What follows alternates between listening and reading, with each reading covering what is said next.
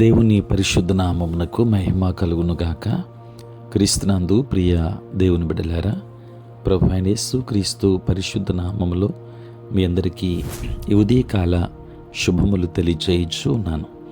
ఈ దినమంతయు మీకు మీ కుటుంబానికి దీవెనకరముగాను ఆశీర్వాదకరముగాను దేవుడు అనుగ్రహించాలని మీ కొరకై ప్రార్థిస్తూ ఉన్నాను. నేటి దినం కొరకు ఏర్పాటు చేయబడిన దేవుని వాక్యము మత్తయి సువార్త 14వ అధ్యాయం 27-28 వచనాలు. వెంటనే యేసు ధైర్యము తెచ్చుకొనుడి, నేనే, భయపడకుడని వారితో చెప్పగా, పేతురు, ప్రభువా, నీవే అయితే నీళ్ల మీద నడిచి నీ యొద్దకు వచ్చుటకు నాకు సెలవిమ్మని ఆయనతో అనెను. ప్రియులారా, నేటి దినము కొరకు ఏర్పాటు చేయబడిన ధ్యానాంశము నీవే అయితే. ప్రియులారా, చదువుబడిన వాక్య భాగములో యేసు ప్రభువారు నీళ్ల మీద నిలిచి ఉండగా శిష్యులు యేసు ప్రభుని చూచి దయ్యము, భూతము అని భ్రమపడ్డారు.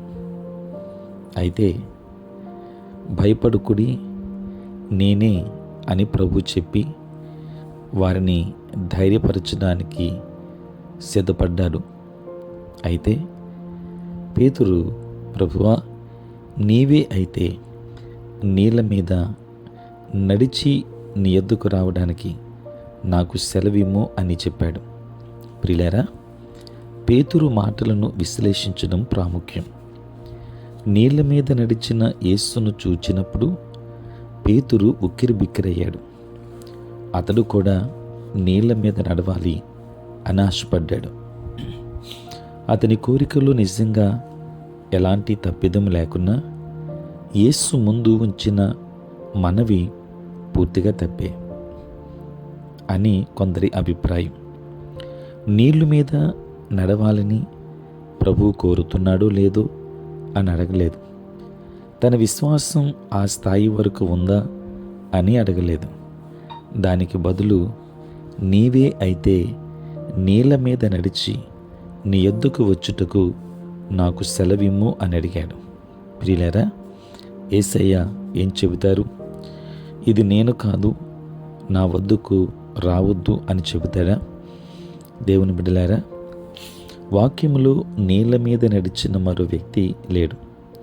నీళ్ల మీద నడవడానికి యేసుకు ఖచ్చితమైన కారణం ఉంది. అయితే నేను అలా చేయగలనా అని మాత్రమే పేతురు ఆశించాడు. ప్రియులారా, మన పట్ల పరిపూర్ణ చిత్తము కాని విషయాలను కూడా చేయడానికి దేవుడు మనలను అనుమతిస్తాడని ఈ సందర్భం మనకు తెలియజేస్తూ ఉంది. దేవుణ్ణి అడిగే విధానం అనేక సార్లు సొంత ప్రార్థనలను అడ్డగిస్తుంది. నన్ను అది చెయ్యి లేక ఇది చెయ్యి, అది కావాలి ఇది కావాలి అని కోరుతున్నావా? అయితే ఆ రెండూ చేయవద్దని ప్రభు కోరుతూ ఉండొచ్చు. మనం ఆయనకు మూడవ ఎంపిక అయి కూడా ఉండొచ్చు. నీవు కోరుకునేటువంటిది అది నీకు ఆశీర్వాదకరం కాకపోవచ్చు, కానీ నీకు ఆశీర్వాదకరమైనటువంటిది దేవుని ఎంపిక కావచ్చు.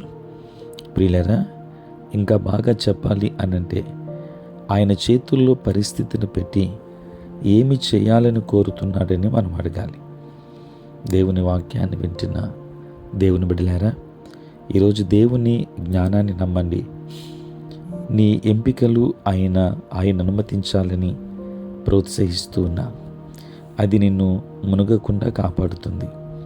కనుక దేవుని నమ్ముదాం, ఆయన మీద ఆధారపడదాం, ఆయన చేతులకు అప్పగిందాం, దైవాశీర్వాదాలు పొందుకుందాం. దేవుడు మిమ్మల్ని, మీ కుటుంబాన్ని దీవించునుగాక. ఆమేన్. ప్రార్థన. పరిశుద్ధుడైన తండ్రి, ప్రేమ కలిగిన ప్రభువా, మీ పరిశుద్ధ నామమునకై వందనాలు, స్తోత్రాలు చెల్లిస్తున్నాము. నాయనా, ఉదయకాలం రాత్రంతయు కాపాడారు, మీకు వందనాలు. ఉదయం లేచి మిమ్మల్ని స్తుతించే భాగ్యాన్ని మీరు మాకు ఇచ్చారు, నీకు వందనాలు. మరి నూతన దినాన్ని మేము చూడగలిగే భాగ్యాన్ని ప్రభువా మీరు మాకు ఇచ్చినందుకే స్తోత్రాలు. ఈ దినమంతా కూడా మీ సన్నిధి మాతో ఉంచండి. మీ ప్రసన్నత మాకు దయచేయండి. నేటి మా పనులలోనూ ప్రయాణములలోనూ పరిచర్య అంతటిలోనూ మీరే తోడై ఉండండి. ఉద్యోగస్తులు, వ్యాపారస్తులు, కష్టపడి పని చేసుకుంటున్న బిడ్డలకు మీరు తోడుగా ఉండండి. మీ జ్ఞానమును బిడ్డలకు ఇవ్వండి. చదువుకుంటున్న బిడ్డలకు కావలసిన శక్తిని, జ్ఞానమును మీరు దయచేయండి. దూరదేశాలలో, దూర ప్రాంతాలలో ఉంటున్న బిడ్డలను దీవించండి నాయన. తండ్రి, ఉద్యోగము కొరకు ఎదురు చూస్తున్న బిడ్డలను దీవించండి. వివాహముల కొరకు ఎదురు చూస్తున్న బిడ్డలను దీవించండి. సంతాన లేమితో బాధపడుతున్న బిడ్డలను జ్ఞాపకం చేసుకోండి. మంచి ఫలాలు వారికి దయచేయండి. ఈ దినమంతా కూడా నీ కృపాక్షేమములు మా అందరి వెంబడి ఉంచమని ప్రాతకాలపు ధ్యానములలో ఏకీభవించుచున్న ప్రతి కుటుంబాన్ని దీవించండి నాయన. పుట్టినరోజు, పెళ్లి రోజు జరుపుకొనుచున్న బిడ్డలను దీవించి తండ్రి నూతన ఆశీర్వాదాలు మెండుగా వారికి దయచేయమని యేసు నామములో ప్రార్థిస్తున్నాము తండ్రి. ఆమేన్. తండ్రి, కుమార, పరిశుద్ధాత్మ త్రియేక దేవుని దీవెన సదా మీకును మీ కుటుంబానికి తోడై ఉండును గాక. ఆమేన్.